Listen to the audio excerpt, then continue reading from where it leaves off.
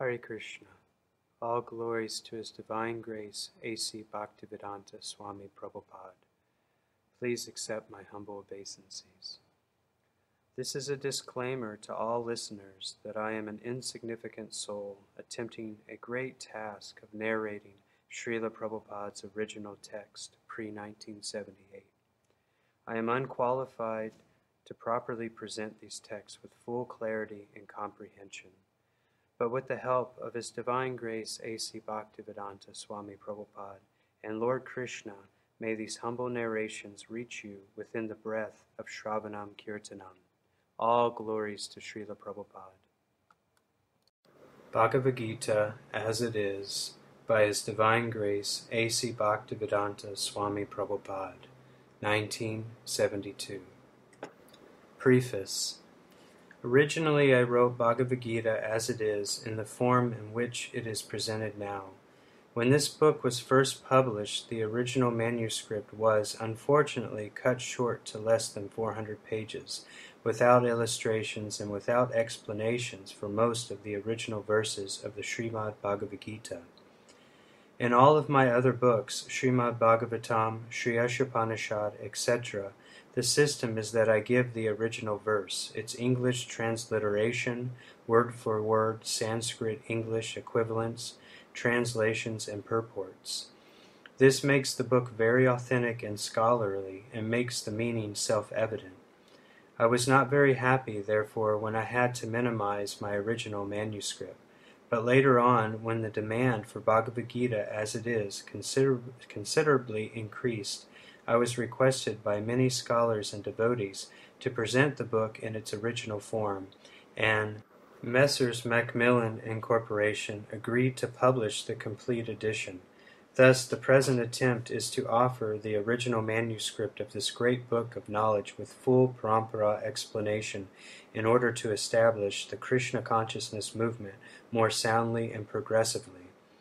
Our Krishna consciousness movement is genuine, historically authorized, natural, and transcendental due to its being based on Bhagavad Gita as it is.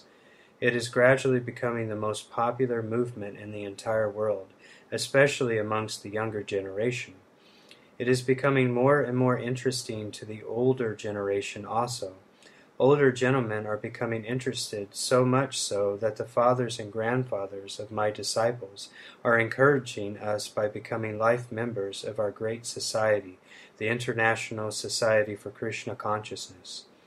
In Los Angeles, many fathers and mothers used to come to see me to express their feelings of gratitude for my leading the Krishna consciousness movement throughout the entire world.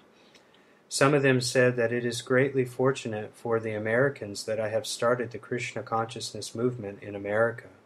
But actually, the original father of this movement is Lord Krishna himself, since it was started a very long time ago, but is coming down to human society by disciplic succession.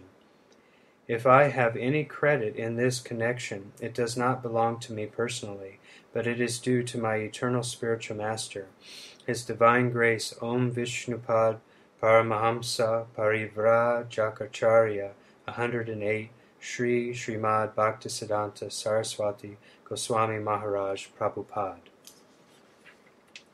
If personally I have any credit in this matter, it is only that I have tried to present Bhagavad Gita as it is, without adulteration. Before my presentation of Bhagavad Gita as it is, almost all the English editions of Bhagavad Gita were introduced to fulfill someone's personal ambition. But our attempt in presenting Bhagavad Gita as it is to present the mission of the Supreme Personality of Godhead, Krishna. Our business is to present the will of Krishna, not that of any mundane speculator like the politician, philosopher, or scientist, for they have very little knowledge of Krishna despite all their other knowledge. When Krishna says, Manmana bhava mad bhakto madhyaji mam namaskuru, etc., we, unlike the so-called scholars, do not say that Krishna and his inner spirit are different. Krishna is absolute, and there is no difference between Krishna's name, Krishna's form, Krishna's quality, Krishna's pastimes, etc.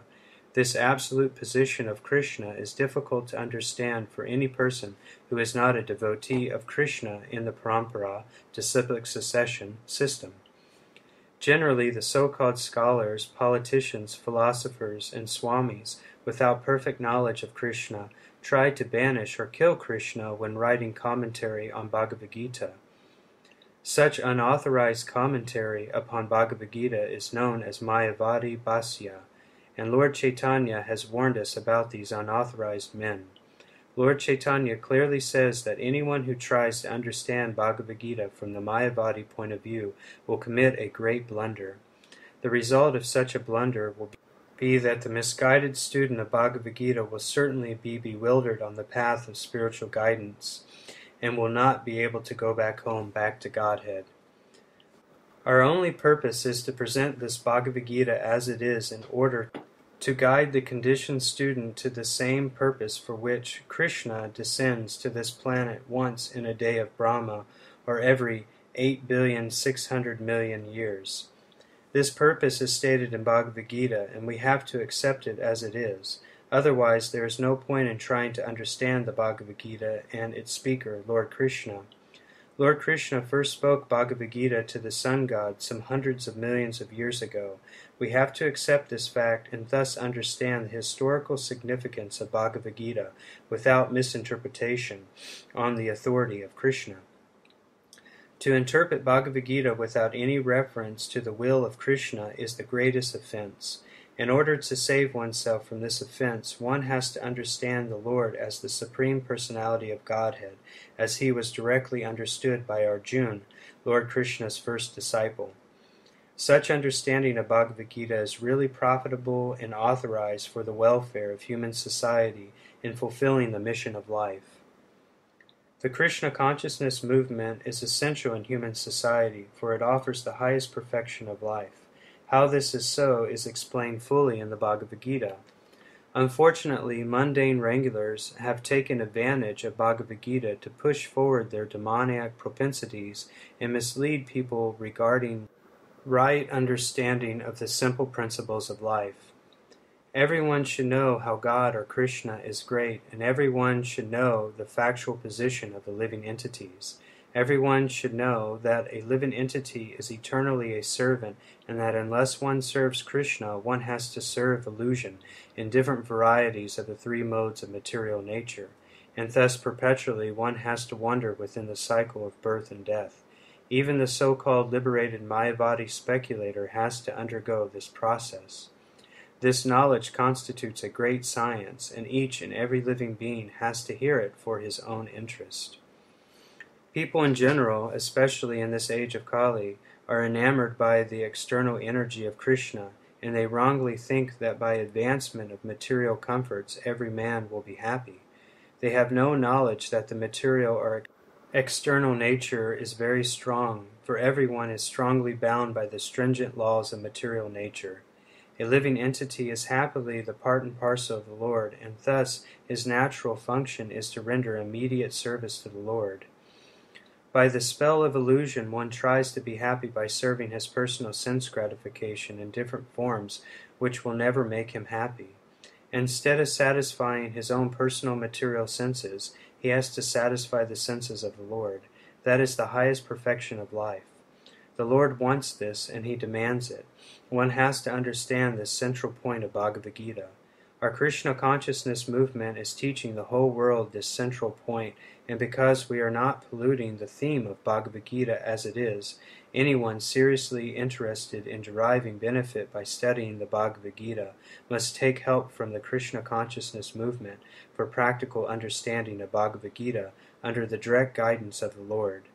We hope, therefore, that people will derive the greatest benefit by studying Bhagavad Gita as it is, as we have presented it here, and if even one man becomes a pure devotee of the Lord, we shall consider our attempt a success. A.C. Bhaktivedanta Swami, 12 May 1971, Sydney, Australia.